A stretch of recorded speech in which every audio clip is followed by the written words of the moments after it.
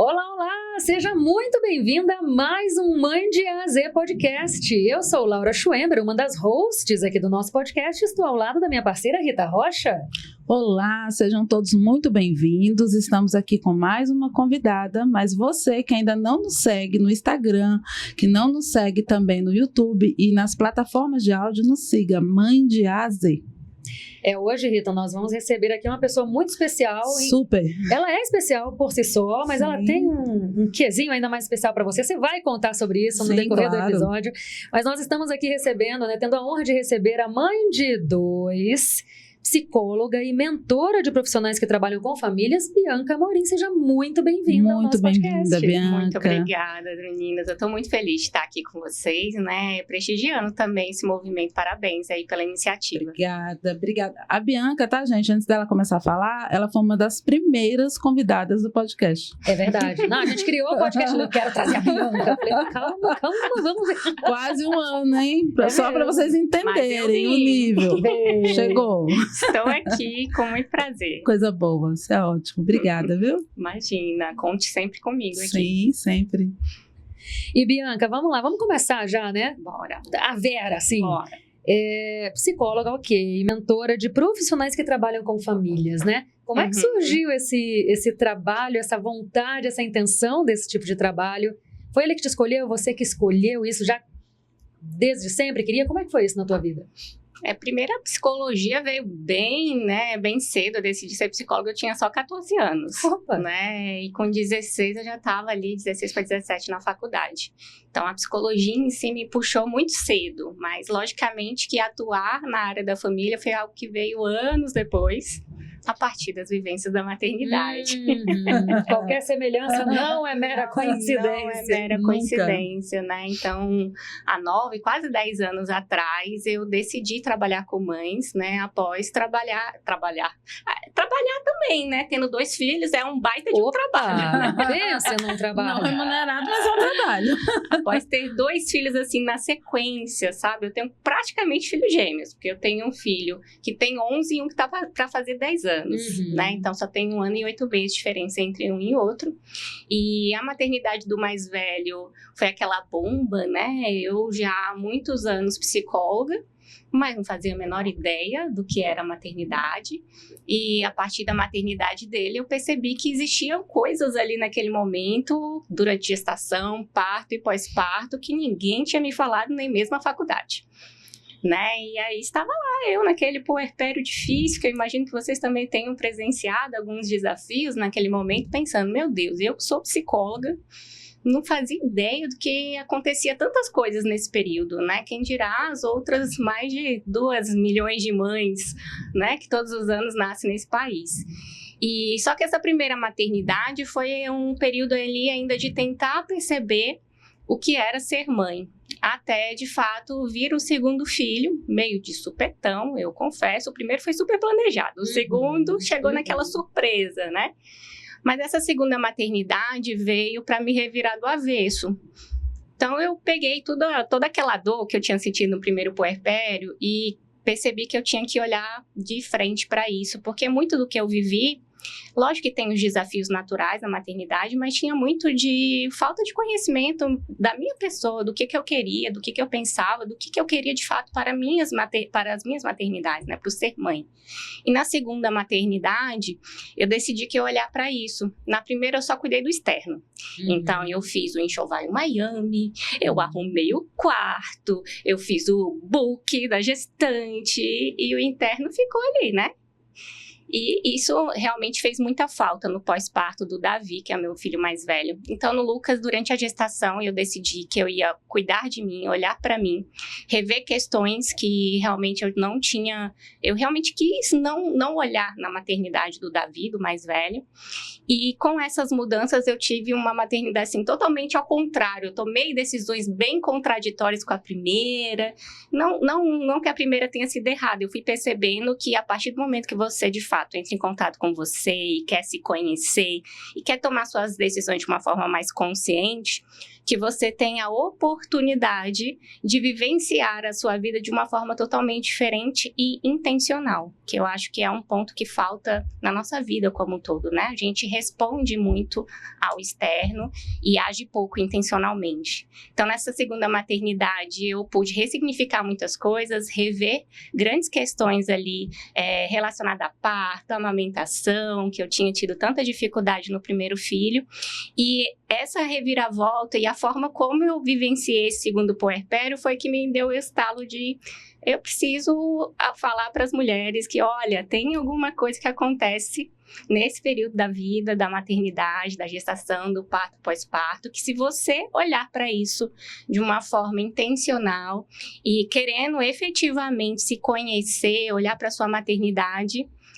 vai ter desafio? Vai ter perrengue? Vai ter, mas você vai passar por isso de uma outra maneira, né? Com outro olhar, e isso vai beneficiar você e principalmente vai beneficiar o vínculo que você cria com seu filho, né? E foi com isso que eu comecei a trabalhar com famílias, com mães de uma forma muito especial, e ao longo dos anos, né, trabalhando como formadora de profissionais, depois mentora de profissionais, que foram aí outros caminhos que a vida foi me apresentando mesmo. Aí sim, a partir desse propósito, né, o ser mentora, o ser formadora, isso foi tornando-se algo quase que uma consequência mesmo, né? Eu tenho um propósito muito claro, e eu falo para todo mundo que o meu propósito é mudar o mundo cuidando de quem cuida de uma criança.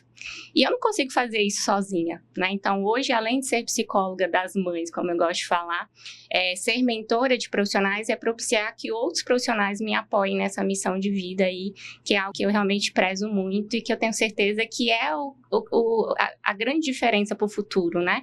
Por muitos anos eu escutei, ainda criança, e eu imagino que vocês escutaram isso também, que as crianças são o futuro da nossa nação.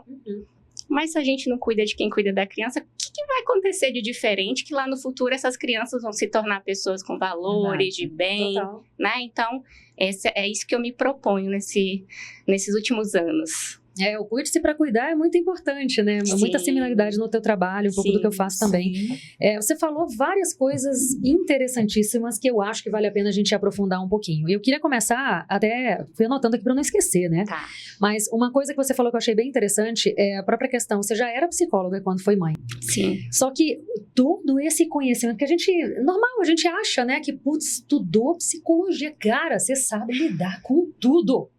Mas chega a maternidade e vira a nossa vida do avesso. Eu costumo brincar que a maternidade é a maior e melhor escola de desenvolvimento pessoal que existe, porque literalmente você não tem como pedir baixa, sabe? Você se matriculou ali, você não tem como sair, e ela realmente, os filhos, carinhosamente, às vezes nem tanto, com tanto carinho assim, mas eles literalmente colocam um espelho na nossa frente, assim, todo santo dia. E só não ver o que precisa melhorar em si, se realmente não quiser, né? Mas essa questão de não é porque você era psicóloga, e assim como outras pessoas que podem estar nos escutando também é psicóloga, né? Não necessariamente você sabia todas as respostas, não é sobre isso. Na verdade, nunca na vida, né? A gente não é sobre isso. Mas não é só a questão da psicologia. Isso eu acho que a gente pode estender de um modo geral mesmo que a gente tente.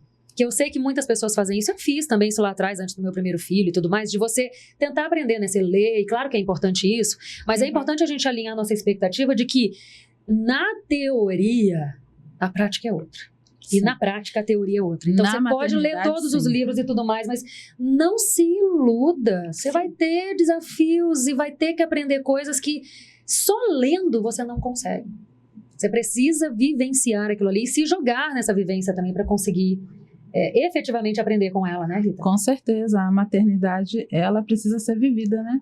Sim. E a Bianca falou algo muito importante, que é a questão de viver intencionalmente. Sim. Né? Está aqui, ó. Eu ia trazer isso já. Sim, porque, na verdade, a gente vive muito fora da consciência, né? A gente deixa a vida levar. Sim. E aí, quando a gente pensa que não está no buraco, né? Porque a maternidade, se a gente não cuidar, ela nos leva para um buraco. Inicialmente, você vai para um lugar onde você se dedica o tempo todo para aquela criança, né? Você se alimenta pela criança, você faz tudo pela criança, que não é errado, a gente precisa, mas a gente não pode esquecer da gente. Exato. Que nós somos um ser humano, que através daquilo que a gente faz, isso vai sim refletir nessa criação, nessa criança, na forma que essa criança vai se desenvolver. E outra, né? E aí eu posso falar de carteirinha, né? E depois que esses meninos forem embora, o que vai fazer da vida? O que a gente vai fazer? O que a gente vai ser? Né? Agora mesmo que eu não tenho mais nenhum filho dentro de casa. Sim. E aí, o que eu faço? Né? E posso dizer para vocês que no início disso tudo, né, que isso aconteceu há 2 anos atrás, eu achei até que nem o casamento ia ficar mais, porque não tinha mais o porquê de ter aquele casamento, porque a gente se dedicava na criação e no cuidado com os filhos, mesmo adulto. Quando não tinha mais os filhos ali pra gente cuidar, o que a gente vai fazer? Cadê o casal que estava aqui? Cadê o casal? A gente eu sempre falo com meu esposo, a gente era um casal parental. Nós nunca fomos um casal conjugal. Em algum momento foi, mas aí chegaram os filhos. Não, mas aí quando a gente casou, eu já estava grávida do Caio. Foi tudo muito junto. Então, nós não fomos mesmo. Nós passamos a ser um casal conjugal, pensar um no outro, após a ida do Gabriel para Dubai. Já filhos adultos, um deles casado, né? Já casado. Né? Então, eu sei que é um pensamento muito, assim, se a gente for pensar, poxa, mas tô com um filho aqui de 9 anos, 10 anos, eu vou... Não, mas é isso. A gente precisa pensar. Esses meninos, eu tô criando esses meninos. Imagina os filhos da Bianca, se não vão voar. Porque a mãe voa, então eles vão voar, não tem outro caminho para eles. Então, aí você imagina, né, criança de 9, 10 anos, eu pensando, o que vai ser da minha vida sem esses meninos? Mas é isso, eu sempre pensei assim, com relação ao Gabriel e o Caio, porque o Caio sempre falou que queria casar. O meu mais velho sempre falou, mãe, eu quero casar, meu desejo é ter uma família. E o Gabriel, não, mãe, eu não vou casar, mas eu sou cidadão do mundo, então eu já sabia que ia ter isso. Mas na hora que o trem chegou, aí a gente... Aí veio a realidade, exatamente, né? Exatamente, porque não teve intencionalidade, não teve. Por mais que a gente trabalhe isso tudo, eu não vivi de uma forma intencional, eu me dediquei. Inclusive, abri uma empresa para que esses meninos estivessem comigo, para que a gente continuasse junto para poder dar suporte. Sendo que não era isso, eu já sabia que não era isso, cada um tinha o seu caminho. Né? Então, a intencionalidade ela é muito importante, traz a consciência, a mente. Esses filhos são meus nesse momento, amanhã vão ser de outro, vão ser do mundo, não sei. Não, aliás, a gente cria os filhos para isso, né? No fim das contas, qual é o nosso papel? É realmente... Mas e a prática? Então, exato. E a questão da intencionalidade, eu me atrevo a dizer que 99,9% das pessoas, não estou nem falando só das mães, vive uma vida sem a menor intencionalidade. Exatamente. Meio que se joga no rio, que eu acho que sim, a gente tem que se jogar no rio da vida, mas não deixando a correnteza, porque tem várias correntezas ali. Tem. Eu preciso escolher a correnteza que eu quero seguir no rio da vida, vamos, né, usando essa analogia. E aí tem um ponto, Bianca, né? Sim. A intencionalidade, querendo ou não, para eu ser intencional, por isso que eu acho que ela é tão desafiadora, eu preciso me conhecer minimamente. Sim, como é que eu vou ser intencional com a minha vida se eu não sei quem eu sou, por que eu ajo como eu ajo, para onde eu quero ir, o que eu quero da minha vida, quais são meus valores importantes que precisam ser vivenciados? Sim, já dizia a Alice, né? Quando eu não sei para onde quero ir, qualquer caminho me serve, né? E eu também gosto muito de falar do Zeca Pagodinho, sabe? Deixa a vida me levar. Olha, virei cantora. Eu falo pras mães, né? Vocês ficam nessa do deixa a vida me levar, mas o Zeca Pagodinho é homem, é pai e é sambista. Volta pra realidade, porque na vida materna a gente precisa colocar intencionalidade. E como você bem disse, né, Laura? Pra gente ter intencionalidade, a gente realmente precisa se conhecer.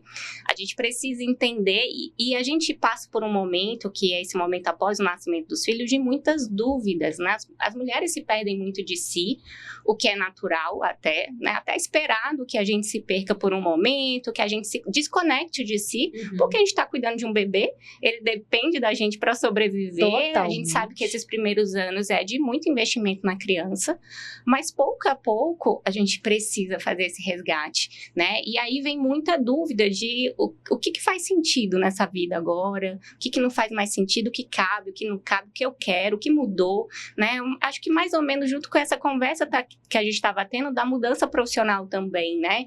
De após a maternidade e aí aconteceu alguma coisinha, com a gente foi trabalhar com mães, mas com outras mulheres também acontecem essas modificações de após o nascimento da criança falar, não era nada disso que eu queria fazer, eu quero fazer outra coisa, eu quero investir em algo, né? Eu quero ter outras possibilidades, algumas mamas que estão no mercado de trabalho, num 40, 44 horas semanais, não quer mais voltar para esse ritmo, quer outra coisa. Até por isso a gente vê um número crescente cada vez mais de mães empreendedoras, né? Então, essas mudanças, elas nos convocam a olhar para si e a voltar para si. Porque se a gente não fizer esse movimento e continuar nesse rio e nessa deixa a vida me levar, o que vai acontecendo é que o mundo vai nos engolindo, porque a gente já sabe que a gente está numa sociedade patriarcal. Ainda estamos a longo passo de fazer modificações onde não só a mulher seja a principal cuidadora de uma criança. Sim, então, se essa mulher não tem muita clareza e certeza do que ela quer fazer da vida dela, toda essa crença social de que ela tem que cuidar, ela que tem que abdicar, ela que tem que padecer no paraíso, vai se sobressair e ela não vai conseguir lutar contra isso, né? Então, a mulher, ela é convocada, não no primeiro mês, não no segundo mês do bebê, mas em algum momento, a olhar para si e falar, opa, ok, cuidei, viveu, vi que, né, sei fazer essa criança sobreviver. Mas, além da criança, existe um eu, que eu sou eu agora após a maternidade, o que eu quero para mim, como eu vou fazer e como que eu vou viver intencionalmente a minha vida, né? E aí isso que você está falando abre tantas possibilidades de falas e de considerações, porque, por exemplo, deixa eu até tentar ver se eu consigo me organizar, porque você foi falando, foi plim, abriu várias janelas. Várias janelas, eu tô dando quase curto aqui na cabeça, né, que eu não esqueci. Eu não escrevi, exato, nesse estilo. Mas porque enquanto você falava, eu lembrava o seguinte, beleza, sim, concordo com tudo que você falou, né? E aí eu entendo que também é até um desafio para a gente mesma achar esse equilíbrio. Em que sentido? A gente costuma... É muito fácil a gente ir para os extremos, né? Sim. Então, assim, a gente tem, vamos colocar assim, 2 grandes grupos. E, claro, aqui eu estou simplificando de uma forma bem absurda, né? Vocês entendem isso. Mas a gente tem, basicamente, 2 grandes grupos, vamos dizer assim, após a maternidade. Aquele que se perde totalmente de si, todos na melhor das intenções, né? Mas se perde totalmente de si, começa a viver para o filho, abandona tudo, sai do emprego, e para se dedicar exclusivamente à criança. Percebe que é um extremão aqui, né? E tem aquele fiz parte desse extremo. Eu também, por isso que eu posso falar, né? Eu falo sem medo, porque eu não estou apontando o dedo. Eu faço parte desse, já fiz parte desse grupo. E aí a gente tem um outro que vai para o outro extremo. Tá, minha vida não mudará após a maternidade. Coisa que, gente, convenhamos, é impossível, né? Mas ela quer continuar, se empenha na melhor das intenções, né? Não, nada é por mal aqui. Na melhor das intenções, seguir a vida como se não tivesse se tornado mãe. E aí, mesmo sem querer, acaba negligenciando do que essa criança precisa. Então, qual é o meu ponto aqui que eu estou querendo chamar a atenção? Como é importante, claro, a gente investir no nosso autoconhecimento, identificar todas essas cobranças que a sociedade impõe pra gente, porque ela impõe. Você falou a questão da sociedade, o machismo está entranhado, inclusive na gente. Exatamente. Então não é uma coisa que, não, os homens são problema. Não. Nós temos pensamentos machistas e tudo mais, porque é toda uma construção. E é um baita desafio. A gente primeiro identificar tudo isso, porque é só a partir daí que a gente começa a conseguir desconstruir minimamente, lembrando que é todo um processo, não é da noite pro dia. Mas qual é o ponto? Até pra gente é um desafio mesmo a gente entender que, vamos lá, independentemente da questão profissional, porque eu sempre defendo que não é sobre você tem que trabalhar, ter o seu emprego, porque tem mulher que não quer. Se ela puder escolher, e tem algumas que, claro, não escolhem porque não tem essa opção, mas, e que pena, porque deveria poder ter essa opção, mas tem mulheres que querem ser, entre aspas, tem uma aspas bem grande para quem está ouvindo a gente nos canais de áudio aqui, eu tô fazendo uma aspas enorme, tem mulher que quer só cuidar da casa e dos filhos, e ela vai se realizar naquilo ali. É o trabalho, ela né? não está errada. O errado não é você decidir ficar só em casa cuidando dos filhos, só bem grande, ou você querer continuar trabalhando e mestrado e doutorado, investir na própria carreira. O problema não é esse. O problema é você querer viver uma vida que não é sua. Exato. Então, eu quero, se eu pudesse, eu queria ficar só em casa cuidando dos meus filhos, mas mulher que é mulher, ela tem que ter o seu emprego, sua independência e crescer na carreira. Então, eu vou fazer isso. Aí tá o erro. Tô vivendo uma vida que não é minha. Tudo isso para falar por quê, né? A gente tem que olhar esse equilíbrio de, independentemente da questão de carreira, gente, nasce uma criança, ela precisa de atenção, ela precisa de cuidado, ela precisa de tempo, ela precisa de contato humano. E claro que aqui a gente está falando para a mulher, mas tudo que eu estou falando serve para o homem também. Exato. O pai, no mundo ideal, pai e mãe ficariam, com todo o respeito da palavra, chocando essa criança. Sim. Sabe? Pegando todas as penas que a gente não tem, mas assim, abraçando e cuidando e tendo aquele contato próximo. E por essa sociedade doentia que a gente vive, a gente muitas vezes nem se permite fazer isso, porque a gente acha que se a gente faz, meu Deus, que valor eu tenho. Que agora, e aí a gente perde esses momentos preciosos que não voltam. Sim. Não. Acabei falando mais do que eu gostaria, mas entendeu o meu ponto de raciocínio de como é importante a gente trazer isso, né, para trazer essa clareza? E essa questão do equilíbrio, né, do quanto que eu saio, do quanto que eu tô dentro, do quanto que eu cuido da criança, quanto eu cuido de mim. Essa é uma equação que é complexa, mas que também ela precisa ser intencional também. Vou me repetir, né? Vou me repetir. Porque também não tem às vezes a mãe fala assim, mas então tá, quanto tempo tem que ser assim, focada na criança, quanto e não tem uma resposta exata para isso. Não é matemática. Não é matemática, né? A gente até fala na psicologia perinatal, né, que essa área do saber que estuda esse momento de gestação, parto e pós-parto, o puerpério emocional pode durar até 24 meses, né? Essa mulher com mais foco na criança. A gente escutou, e eu, não sei vocês, mas eu percebi muito é como se fosse uma leva, assim, de mães que decidiram ficar 2 anos. Lá na gestação falaram, né? Não, eu vou ficar 2 anos focada no meu filho. Eu já fui essa mãe, né? Pra fazer a vinculação, né? Pro apego saudável, né? Então, a gente passou por um momento de falar muito sobre apego saudável, sobre vinculação, que são todas questões muito importantes, né?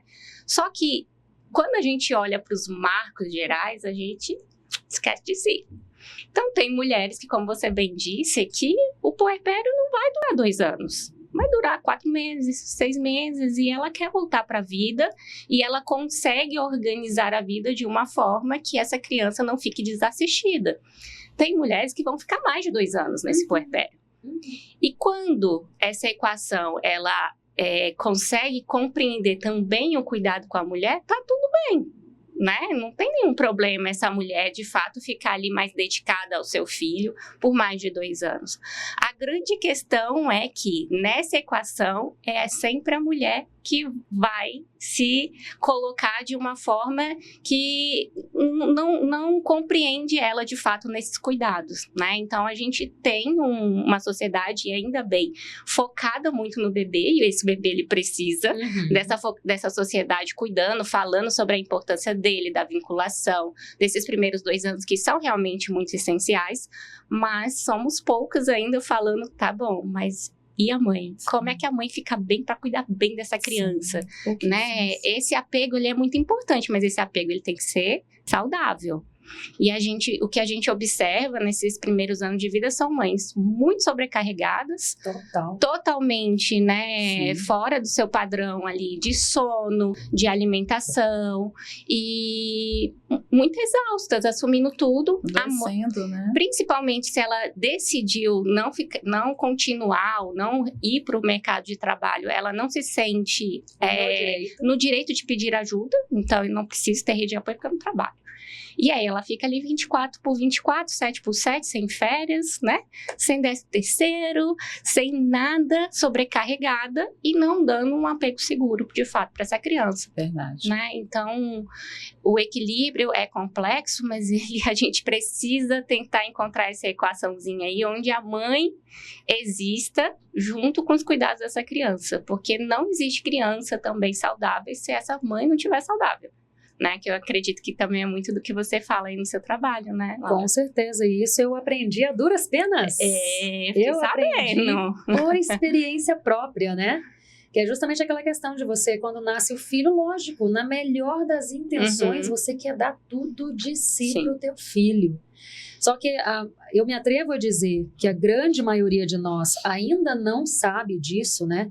O quanto realmente, para eu te oferecer, Bianca, esse copo d'água, eu preciso ter água nesse copo. Então, tudo que eu quero oferecer para o meu filho, independentemente da idade dele, e isso eu tô falando desde bebezinho até adulto mesmo, filho adulto e tudo mais, eu preciso nutrir em mim primeiro. Então, quero ter paciência com meu filho. Percebe que eu tô sem paciência com meu filho? A pergunta não é por que, sei lá, eu tô sem paciência com essa criança, também porque ele faz esse tal coisa. Não. O que ele tá fazendo, né? Que tá me deixando sem paciência. Por que eu fico sem paciência quando ele faz isso? Não é porque ele tá fazendo isso que me tira a paciência. É porque eu fico sem paciência quando ele tá fazendo isso. E aí, quando a gente puxa o olhar sempre pra gente, não na culpa, mas na autorresponsabilidade, do tipo, vamos lá, eu não gritei com a criança porque ele fez o que fez. O que tá faltando em mim que tá fazendo com que eu esteja gritando com essa criança, né? E isso é uma coisa que a gente ainda não... É pouco falado. Hoje em dia já é mais falado, mas precisa se falar mais, porque é exatamente sobre isso.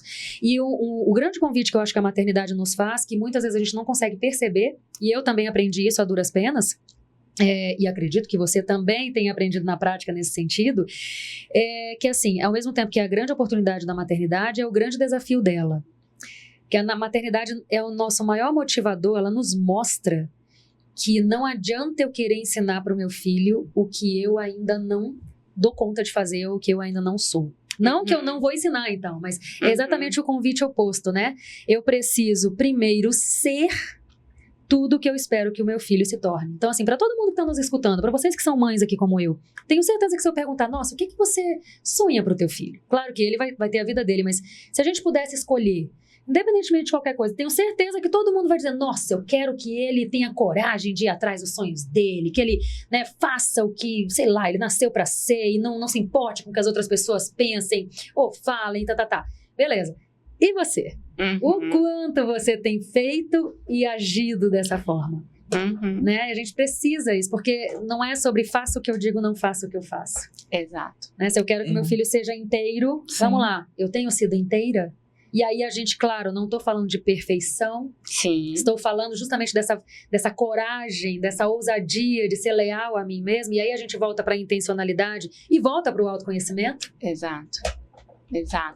Eu costumo falar, nos últimos tempos a gente escuta muito falar sobre a frase, né? Eu daria a vida pelo meu filho, eu morro pelo meu filho, né? E viver pelo seu filho, né? Você topa viver? Porque se você morrer, você foi, a criança vai ficar aí, né? Então, viver e viver bem pelo seu filho, você topa viver muito bem por ele? Porque é isso, é entender que nós somos um exemplo, né? Muitas vezes a gente quer ensinar os nossos filhos e não, como você bem disse, não realizamos aquilo. Não está na nossa prática aquilo. E as crianças aprendem muito mais pelo exemplo do que pela fala. Com certeza. Né? Então, se você quer que seu filho se cuide, se você quer que ele entenda a importância de uma boa alimentação, de uma atividade física, de cuidar da saúde mental, você está fazendo isso? Né? Porque não adianta. E aí não é aquela coisa rasa de assim, você tem que comer brócolis para a criança comer brócolis. Não, eu não como brócolis, meus filhos comem brócolis.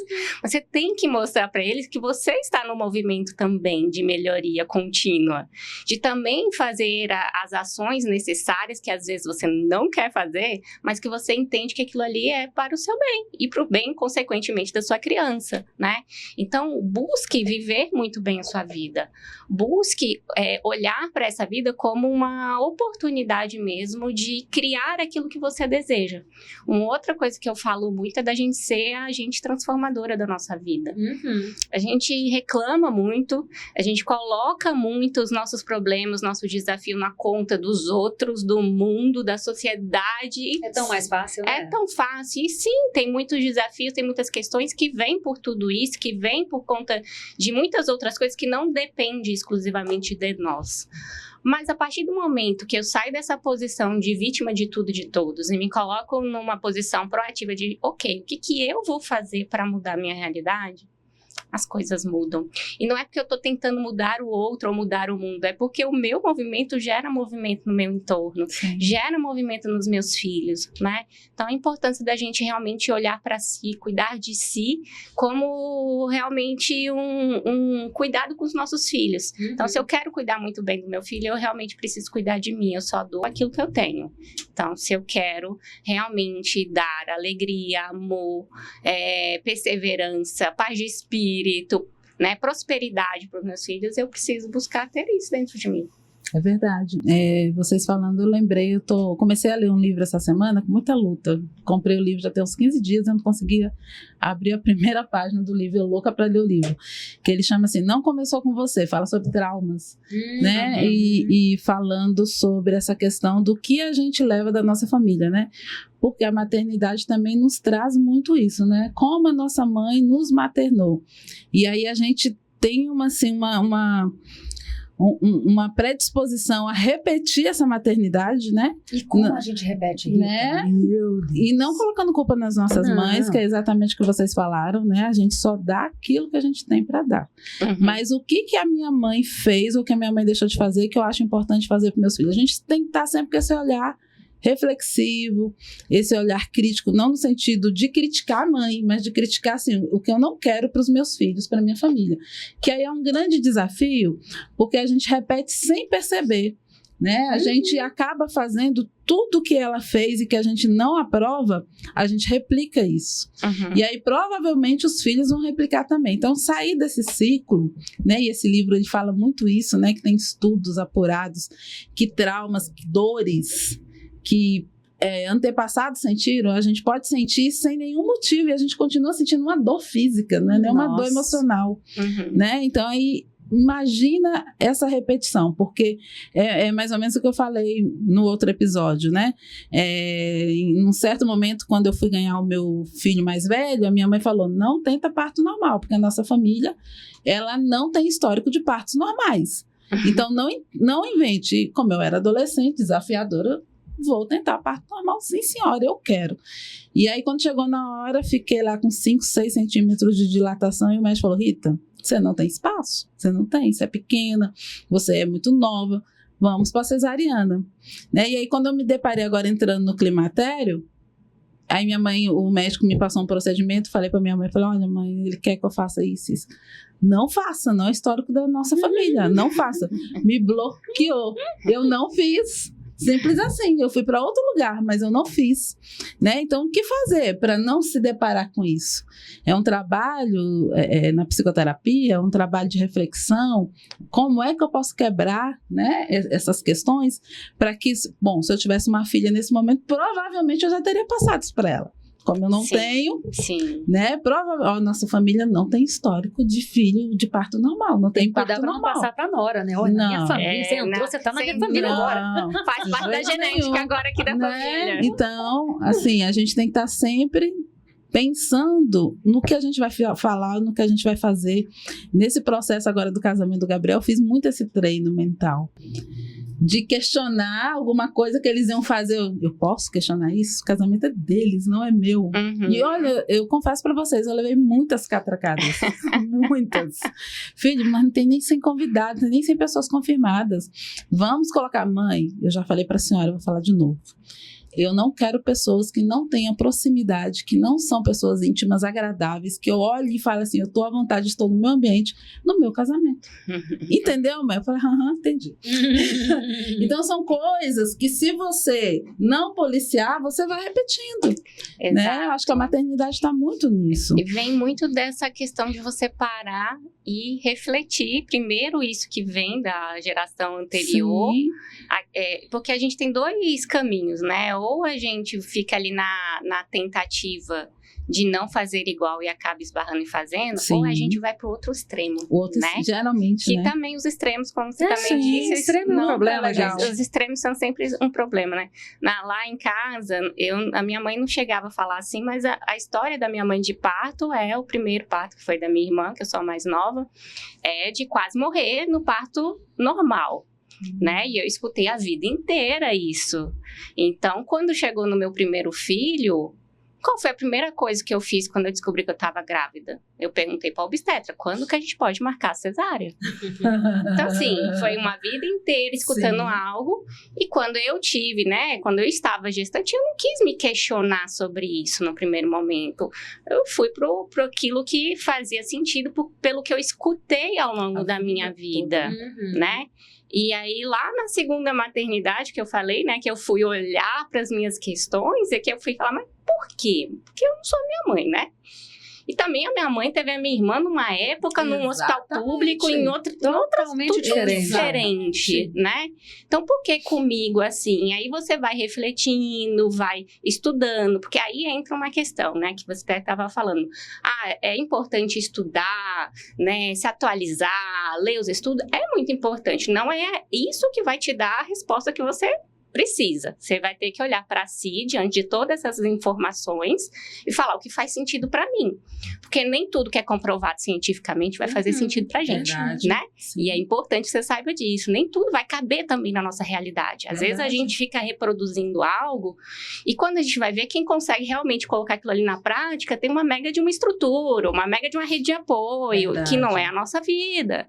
Então é importante que a gente tenha clareza de que tem a teoria, que é linda e maravilhosa, tem os estudos científicos comprovando várias questões, mas que nem tudo vai caber, ou vai ser possível, ou realmente vai fazer sentido para mim. E aí, nessa história do parto, eu passei a 2ª gestação trabalhando isso. E aí falei assim, não, eu vou ter outra cesárea, mas eu quero entrar em trabalho de parto, porque eu quero esperar a hora dele, nananã, e passei a gestação inteira, né? E aí chegou lá no final da gestação, o menino ia nascer, meu filho nasceu em Salvador, no ano da Copa do Mundo do Brasil. Nossa Senhora! E no meio de um feriado de São João, que quem conhece o Nordeste sabe que o Nordeste para no feriado de São João. Então, quando chegou com 34 semanas de gestação, o médico que disse que ia me esperar, que ia aguardar, né, esse horário aí, a data provável de fato acontecer para ele nascer, começou a me pressionar para agendar a cesárea, porque o menino estava com data ali para nascer no meio do feriado, ele queria viajar, né? Claro. E aí lá vou eu, com 34 semanas, no mesmo dia que eu fui no obstetra, ele me pressionou, saí de lá super chateada, violência obstétrica, hoje eu sei o nome disso, né? No dia seguinte, eu fui ver o renascimento do parto. Eita! Eu tinha esse compromisso, já estava ali, eu fazia yoga, e ninguém sabia que eu não tinha tido um parto natural. Todo mundo lá trabalhando para ter o parto natural, e eu quietinha na minha, né? E aí elas me chamaram para ver o renascimento do parto. Eu falei, eu vou, mas eu posso fechar os olhos na cena de parto, porque eu não gosto de ver parto. Aí todo mundo entendeu que eu não tinha tido um parto natural no primeiro, né? Pode, Bianca, claro. Fui lá, assisti renascimento do parto. Aí vem isso. Eu já estava trabalhando a minha crença com relação ao parto. Eu passei por uma violência obstétrica de uma pressão de alguém que eu estava confiando que aguardaria a hora. Eu entendi as evidências científicas da importância de esperar o menino querer nascer. Quando juntou tudo isso, aí sim, eu estava consciente de que eu queria agora um parto normal.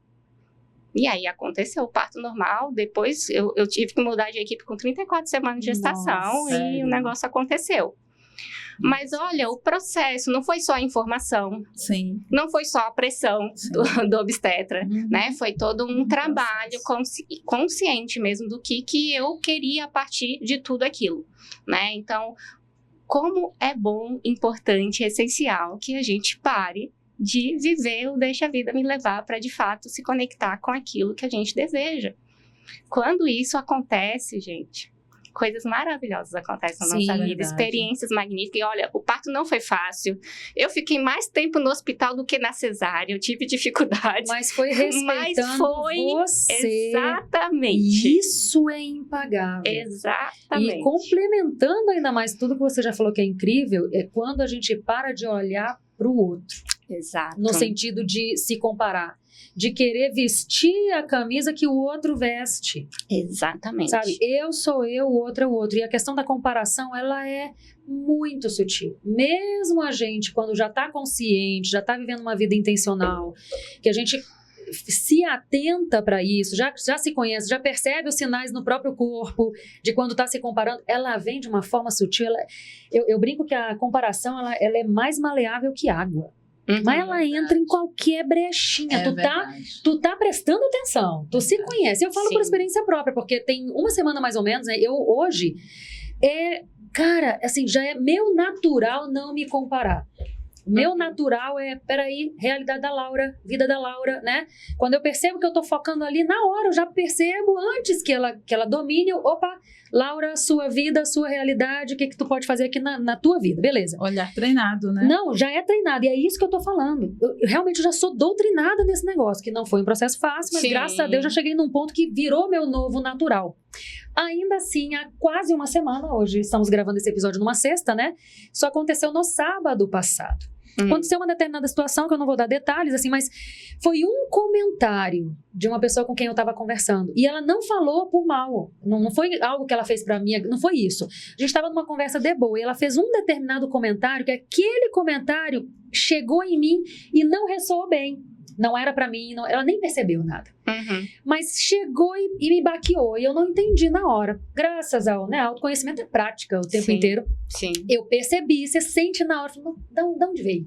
E aí a importância do porquê, do o quê, né? Tipo, o que exatamente eu tô sentindo? O que é isso aqui? O que é esse mal-estar? Por que eu estou sentindo esse mal-estar? Eu sabia de onde ele tinha vindo. Já era um ótimo início para a investigação.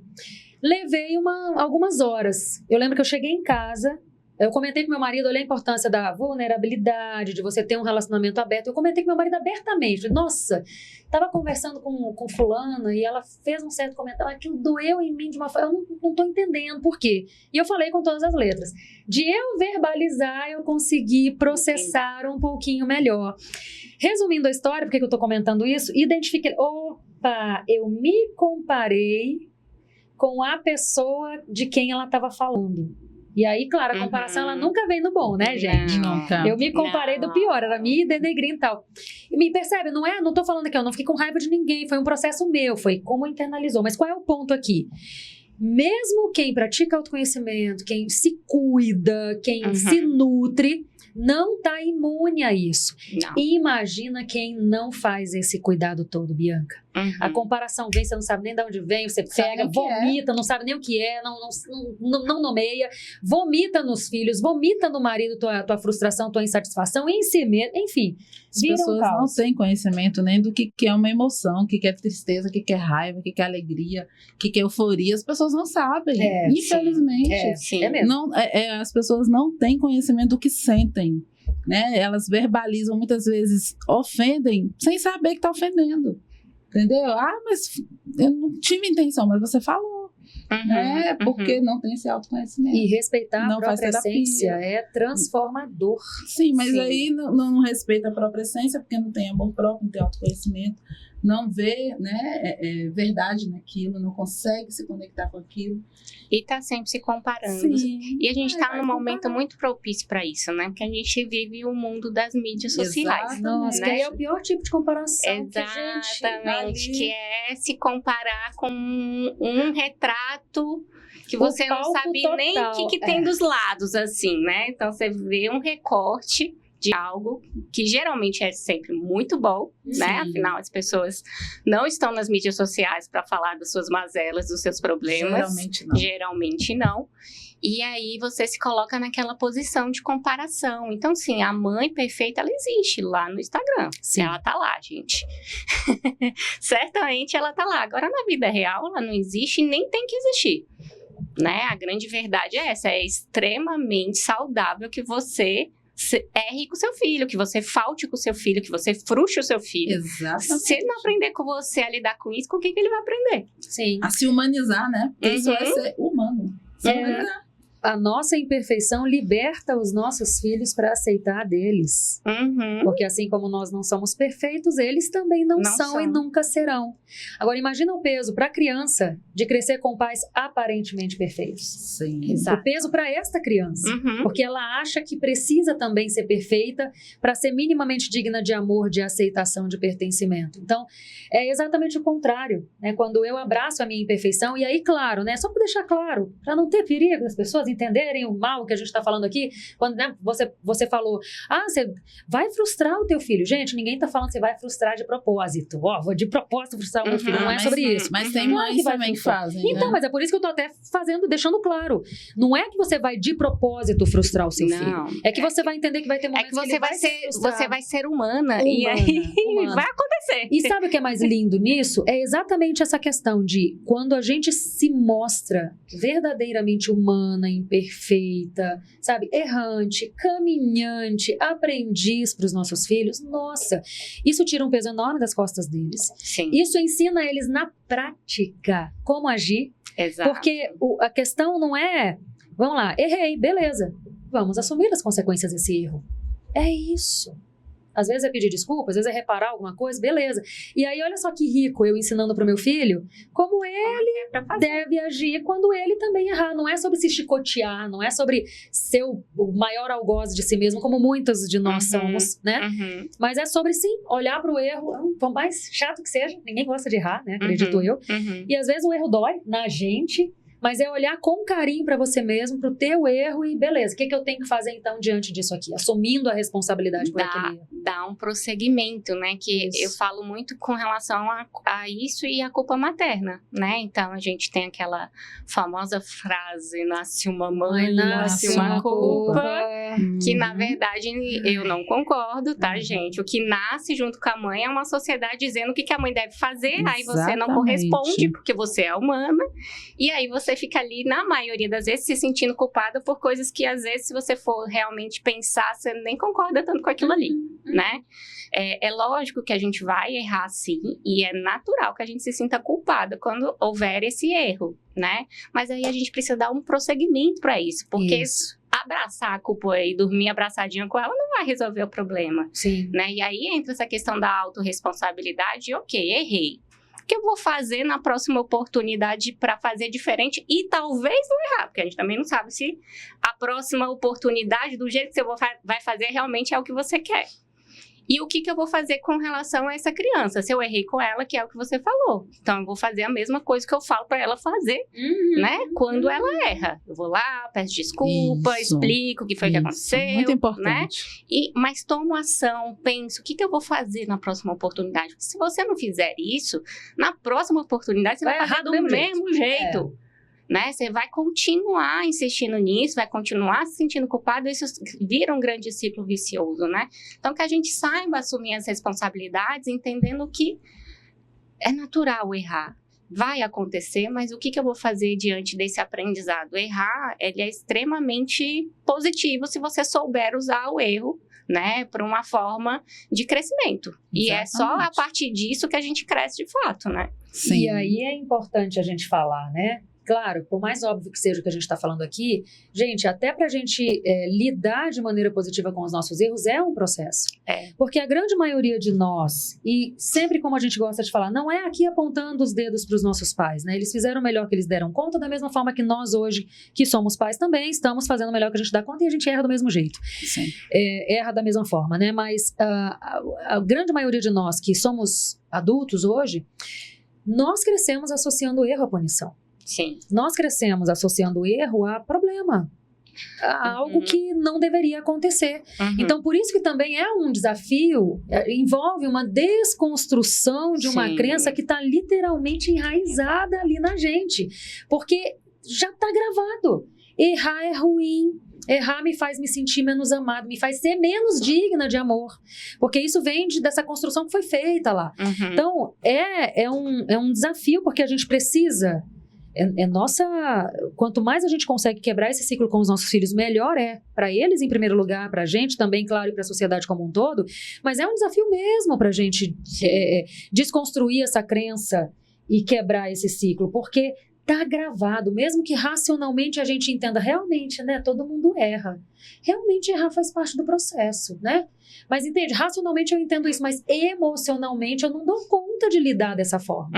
E aí é um processo. Então, tô falando isso até pra gente ter um pouco mais de carinho com a gente mesmo, inclusive nesse sentido. Por que eu não consigo lidar com o erro dessa forma? Calma, continua andando, só não para que uma hora isso vai ficar cada vez melhor, porque a gente vai literalmente reeducando o nosso cérebro, as nossas próprias emoções, a nossa forma de entender esses sentimentos e emoções, né? Sim. E aí é só não parar de caminhar, mas é um desafio mesmo, não é fácil. Sim, porque adoece, né? Isso tudo faz ter esse adoecimento. A gente fala muito da depressão pós-parto, mas a gente não fala do adoecimento das mães pós a criação dos filhos, né? 1 ano, 2 anos, essa mãe doente com burnout, essa mãe deprimida, essa mãe ansiosa, essa mãe culpada o tempo todo, né? Quantas mães chegam no consultório para atendimento e ela nem imagina que o que adoeceu ela foi a maternidade. Porque ela ouviu demais, ela quis demais suprir aquilo que a sociedade espera e ela não se identificou ali naquela maternidade, ela não sabe o que está fazendo adoecer, né? E abrindo aqui um parênteses, né, nesse comentário, eu sei, né, que a Bianca bom, gente, eu acho que eu não falei, né, a Bianca é minha mentora, né, eu fiz mentoria com ela acho que uns 2, 3 anos, né, Bianca? Isso. A primeira vez que a gente fez, por conta da escola de profissionais da parentalidade e tal, e a gente entrou na mentoria Cactus, mas eu quero aqui colocar para ela responder para nós. Eu sei que quando você vai selecionar uma mentoranda, você tem ali o processo de aplicação, né? A gente aplica, ela liga pra gente. Não basta querer ser uma mentorada da dona Bianca. Na hora que ela liga, você treme todinha, parece que você vai... Jesus, o que eu vou falar aqui? ela vai, né? Mas assim, o que eu queria que você falasse, né? Acho que até sei a resposta, porque eu te sigo, né? Eu realmente consumo o seu conteúdo, mas eu gostaria que você falasse para nós se você já pegou alguma mentoranda que tivesse todo esse estereótipo adoecido, querendo ser uma profissional, e o que você faz nesse momento? Eu sei que você vai indicar para psicoterapia, mas geralmente, como você faz para que essa mentoranda tenha esse insight e que ela se cuide para poder cuidar? Senão ela não vai conseguir, né? A gente está numa área, né, que a gente falou aqui no início, que de uma forma geral, ali 99% das mulheres, das profissionais que trabalham na área da família são mães, né? Então, naturalmente, boa parte das minhas mentoradas ou pessoas que querem ser minhas mentoradas são mães, né? E eu já lidei com várias pessoas, seja querendo entrar na mentoria, seja durante o processo de mentoria, lidando com questões, assim, desafiadoras, né? E realmente adoecidas emocionalmente. E isso é uma questão, né? Porque, especialmente quando eu estou trabalhando enquanto mentora, a gente está trabalhando muito focado em ação. E a gente sabe que adoecimento psíquico trava ação, né? Então, o primeiro ponto é que bom que eu sou psicóloga para entender isso e que bom que eu sou psicóloga de mães. Então, assim, isso me coloca numa perspectiva muito diferente, né? De só cobrar ação quando eu estou vendo que algo ali não tá legal, que precisa ser cuidado numa outra esfera, né? Então, geralmente o que eu faço, além do encaminhamento, né, para um acompanhamento terapêutico, é uma conversa muito franca da importância dela se cuidar para ela conseguir cuidar de outras famílias, né? E dela colocar isso naquele momento como uma prioridade. Então, por exemplo, uma pessoa que está buscando fazer mentoria comigo, ela sabe que ela tem um investimento. Pega esse investimento, vamos para a psicoterapia. Eu costumo acompanhar, eu sou uma pessoa de relacionamentos, né? Eu não sou uma pessoa... Por isso também, não basta querer entrar na mentoria, eu preciso me relacionar com a pessoa, entender se essa pessoa tem propósito, eu trabalho com pessoas de propósito, né? E entender que aquilo ali casa comigo e me relacionar. Então, são pessoas que eu vou acompanhando, de tempo em tempo eu mando mensagem, pergunto como tá, né? Porque como é importante que a gente tenha mentores que realmente olhem para nós, para mais do que o ser profissional, né? Então, eu me coloco muito nessa posição. Hoje eu sou mentora de mulheres, essencialmente, todas que estão comigo são mulheres, e eu me preocupo que elas tenham muito sucesso profissionalmente, mas que elas também tenham muito sucesso na vida pessoal, conjugal, espiritual, financeira, materna. Não adianta, e aí eu acho que até por experiência própria, né, você ter muito sucesso na sua vida profissional, se você tá falida emocionalmente, se a sua saúde tá capenga, né, se você tá aí com perspectiva de talvez não ver seus filhos crescerem porque você não tá cuidando de você mesma, né, então, hoje eu me coloco muito nessa posição de apoiar mulheres a serem mulheres e viverem muito bem, né, eu acompanho e acabo, né, conversando com muitas mulheres que estão apenas sobrevivendo. E eu não desejo isso para ninguém. Eu já sobrevivi por muito tempo na minha vida, né? Até nesse caminho aí de empreender, a gente se perde muitas vezes, né? É muita sobrecarga, e ainda mais sendo mãe, tendo uma família ali para gerenciar. Mas a gente chega um momento que a gente realmente percebe que de nada vale ter sucesso profissional se você não está bem nas outras esferas da sua vida. E hoje eu trabalho isso com as minhas mentoradas, né? E com todo mundo que conversa comigo. E quando percebo que realmente tem algo ali que precisa ser cuidado, faço questão de, além de encaminhar, de fazer eventualmente ali um acompanhamento para ver se as coisas estão melhorando. Excelente, porque nós somos seres integrais, né? Não tem como separar a Bianca profissional da Bianca mãe, da Bianca filha, da Bianca amiga. Não tem como. E realmente, se você tem um buraco numa dessas áreas, esse buraco vai impactar como você se sente em relação às outras, por mais sucesso que você pareça ter de forma interdependente ali. Sim. Então é necessário mesmo. Sim.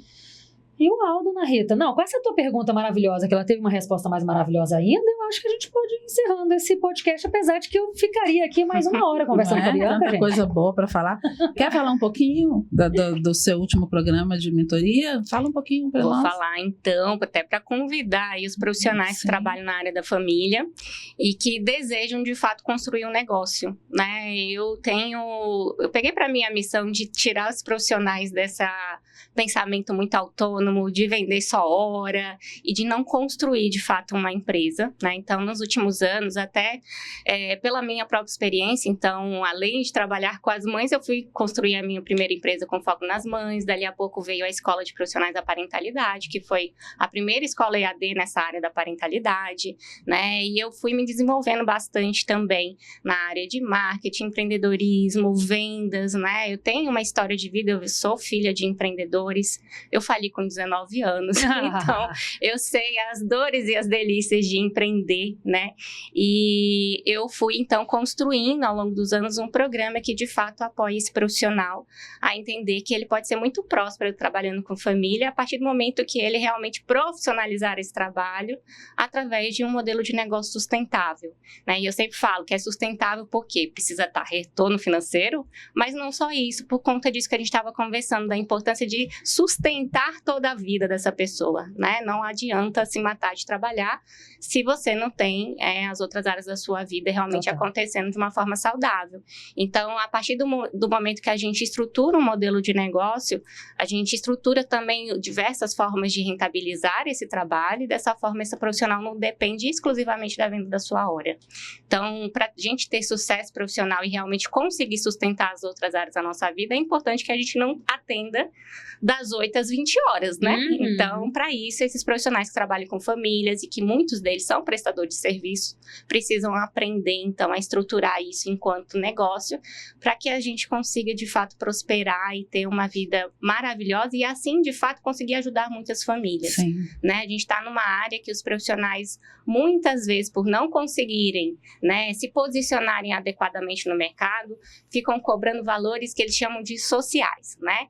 E a gente sabe que é muito importante a gente ter, sim, um valor social e colocar na nossa agenda ali um ou 2 horários para atendimento com pessoas que não tenham condições. Mas até para a gente conseguir fazer isso, a gente precisa rentabilizar a nossa agenda de uma outra forma, porque vai ser assim que a gente vai conseguir ajudar cada vez mais famílias. Verdade. Então é isso, fica aqui o convite aí para os profissionais que estão acompanhando o podcast e tiverem interesse em ser acompanhado por uma mentora, para acompanharem lá pelo Bianca _Amorim. A gente vai deixar direitinho aqui na descrição do vídeo ou do áudio, se você estiver nos escutando por uma plataforma de áudio, para você ter acesso fácil à Bianca, tá bom? Sim, e tenho que deixar meu depoimento, né? Quando eu fiz a minha primeira mentoria com a Bianca, porque eu quero fazer a segunda, ainda não deu, mas vou fazer. Já está convocada para a Gaia, né? Ela foi aprovada no processo. Não, já. Olha só, gente, né? Eu estava iniciando o processo de oficialização do Instituto, né? Eu lembro. E eu estava muito perdida quando eu entrei no Cactus. Eu entrei muito empolgada no Cactus, né? Na mentoria Cactus. Fiz muitas amizades, né? A Bela, né? A nossa última entrevistada, inclusive, foi uma amizade que eu fiz lá. E, assim, o processo foi muito de autoconhecimento na mentoria Cactus, não foi? A gente fez o DISC, a gente fez alguns outros testes. Então, assim, como desenvolver uma empresa dentro do potencial que você tem, né? Exatamente. Então, foi respeitando a essência. Exatamente. Sensacional. Coloquei muito a minha impressão ali, né? Assim, tanto que os meus filhos hoje, né, que eles são meus sócios, eles falam muito, mas só tem que gravar um áudio, um vídeo falando. Por que a senhora criou um instituto que é uma multiclínica e que fala de parentalidade? Por que a senhora colocou isso? Só tem que falar que a senhora teve depressão pós-parto, que a senhora foi mãe na adolescência. A senhora precisa explicitar isso para que as mulheres se identifiquem. Então, assim, a coisa foi tão expressiva que os meninos são meninos, não são meninas, eles conseguiram captar essa essência e eles falam muito isso, né? Então, vale muito a pena, viu, gente? É um investimento e, assim, um acolhimento, assim, uma segurança que a gente tem em saber que a gente está dando os passos com firmeza e que aquilo vai ter um resultado. Agora, eu estou numa outra fase, né? E aí ela já me ajudou esses últimos dias aí que eu tava meio desesperada, casamento, instituto. Rita faz isso, faz, ai, minha mãe, então tá bom. Uma vez mentora é sempre mentora, né? Mas isso que você tá falando é importante até pra gente falar, a importância da gente colocar o nosso DNA no nosso negócio, né? Eu não sou uma pessoa que acredita em concorrência, não existe concorrência. Também não, né? O que existe são trabalhos, a partir do momento que eu coloco o meu DNA, as minhas referências, não tem como comparar. Ele fica e vai ter gente que vai se identificar comigo e vai ter gente que não vai, que vai se identificar com ela. Sim, e vai se identificar com tudo certo. Coisa boa que a gente tem essa riqueza, né? Então, que a gente saiba construir os nossos negócios também com algo que tem o nosso DNA, tem o nosso propósito, porque aí fica muito mais fácil também a gente lidar com os desafios. Sim, exatamente. Você quer deixar uma mensagem? Eu quero deixar uma mensagem aí para todo mundo que está acompanhando esse podcast, falar que ele é maravilhoso, para acompanharem. Obrigada. E agradecer, assim, e de fato pedir para vocês olharem para si, cuidarem de si, se colocarem na intenção de vocês de vida e cuidarem efetivamente daquilo que é o seu bem mais precioso. E eu sei que você pode estar pensando nesse exato momento que é seu filho. Mas se você não cuidar de você, que é de fato seu bem mais precioso, você não vai poder acompanhar a vida do seu filho. Então, cuide de você, porque você cuidando de você está cuidando da sua criança efetivamente. É isso. Sensacional. Vocês falam muito parecidas. Então, eu acho que vai ganhar uma mentorada aí. Cuide-se pra cuidar, minha gente. Não tem como eu terminar sem falar isso, entendeu? Não é? Obrigadão, Bianca. Obrigada, um prazer te receber Bianca. aqui. Que honra, tá? Um abraço. Foi muito bom. Tchau, tchau. Tchau, gente.